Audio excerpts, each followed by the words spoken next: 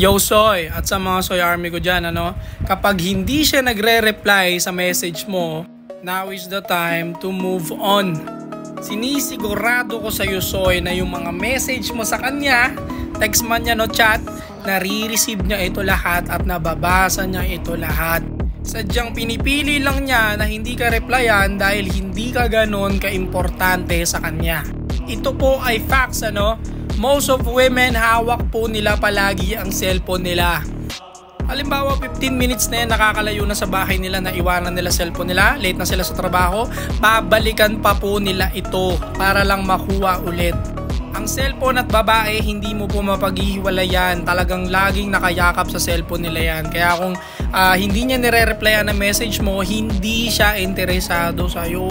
Ang pinakamahirap na kalaban natin dyan mga Soy, yung pag-move on. Dahil ang pinakamatinding kalaban mo dyan is yung temptation sa utak mo.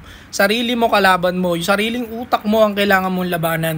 Isama na natin yung mga taong nagre-reply 1 to 2 days, 3 days, o mag-reply sa'yo 6 hours, 8 hours, palagi. Hindi yan interesado sa'yo. At kailangan mong labanan ng sarili mo na wag nang i-entertain itong kabulshitan na ito dahil nagsasayang ka lang ng oras at lalong binababa mo lang ang sarili mo.